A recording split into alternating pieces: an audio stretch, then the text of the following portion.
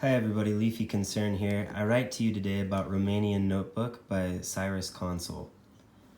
This is a memoir kind of prose book where it's all in these paragraphs separated by stanza breaks.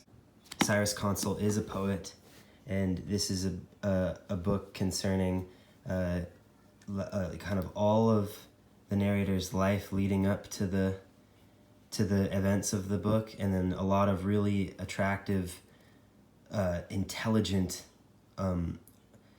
observation and very hard-won self-knowledge and self-interrogation is kind of in this book. Really provocative, confusion. It's a really good dreams section.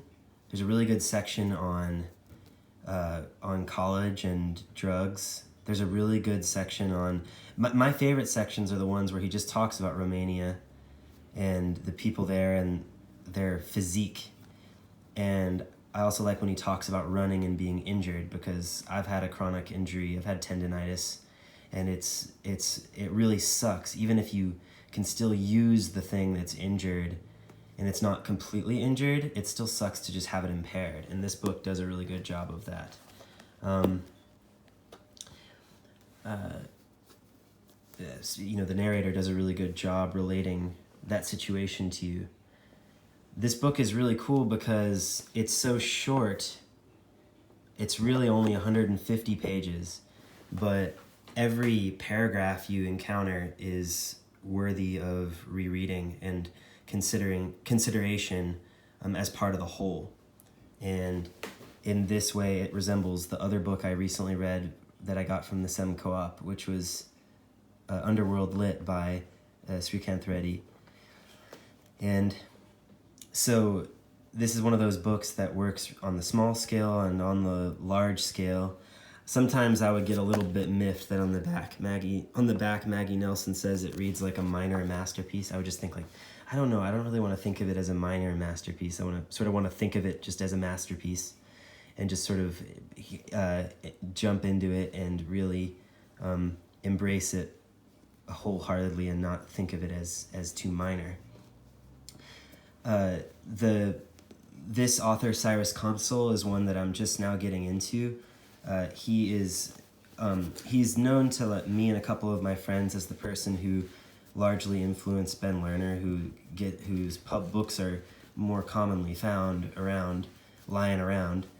And Cyrus has 2 books of poetry already out, and you can see in the front, like, their names are here. And I think there's also something he's co-translated with his wife Paula, who figures in the book because she's pregnant, and the writing about that is just so sensitive and so I'm not a parent, but it just feels like essential writing, and it feels kind of like brave writing. I guess when you aren't the one who's actually pregnant and gonna give birth to the kid, you think, well, I'll at least, go under the gun mentally. So there are these 2 other collections of poetry. I haven't read them, but I have a feeling I'm gonna like them because I think the sentences in them are gonna be really good. There are a couple videos of Cyrus reading poetry online, and in both of them, or in the few that there are, I remember feeling like his sentences are really good, and that the pace of his thought is really accessible, even in the context of like a very sober live reading, where it's you just kind of read it flat affect, and people don't tend to really understand what's saying. It's even the pace there is very good.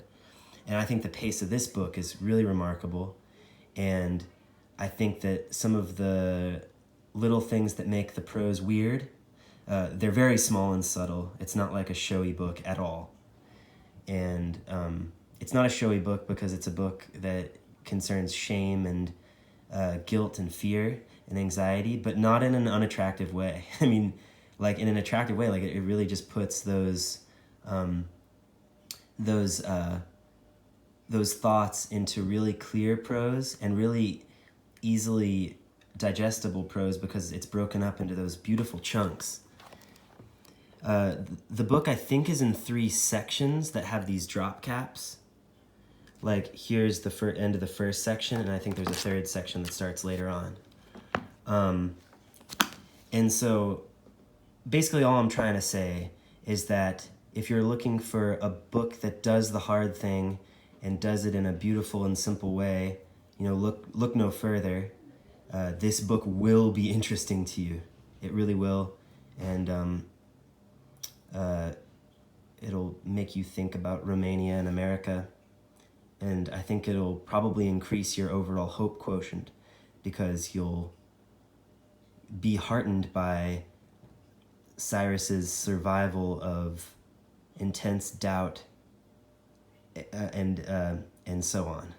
So you'll be encouraged by his example to do something like he did and just take a very simple prompt like the need to fill a notebook and apply that to some of the more difficult things you've got going on in your head right now. Just wanted to call it to your attention that Romanian Notebook by Cyrus Consul, published by FSG, is really worthy of your consideration. It's got a nice spine. I tend to really like these editions. They're like, I think they're like slightly smaller than your typical trade paperback. They might be like just a tad smaller. Yeah, like you get just like, it's like a little bit, no, yeah, it's like a smidge smaller. I wonder if this is actually like what the cover of his Romanian notebook looked like or not.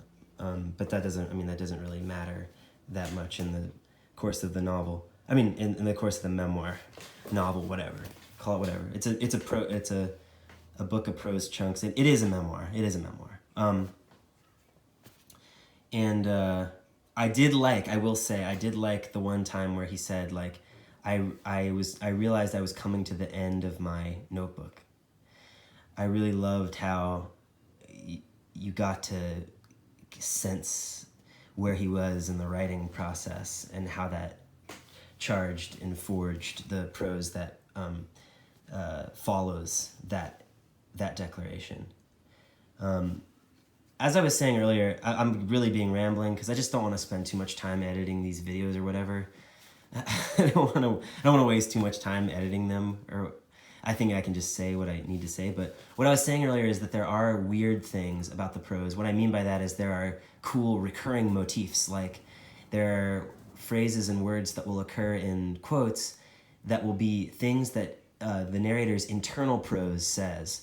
That his the voice, or rather the kind of printing, the press that's running in his head is saying, the things that it is saying that he presents, that that he wants to present more objectively than subjectively maybe to you, that he wants to present in quotes, because I think he wants to catch the things that he says automatically and consider them, but then also choose words with a little bit more agency.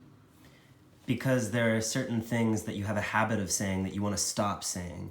Like, for instance, when you have a suicidal sentence in your head, you want to get rid of that sentence and replace it with something more pragmatic. You want to move on and actually better yourself in your life, not out of a desire to even win, just to survive. Yeah. All right. Thanks, everybody. Take care. Bye.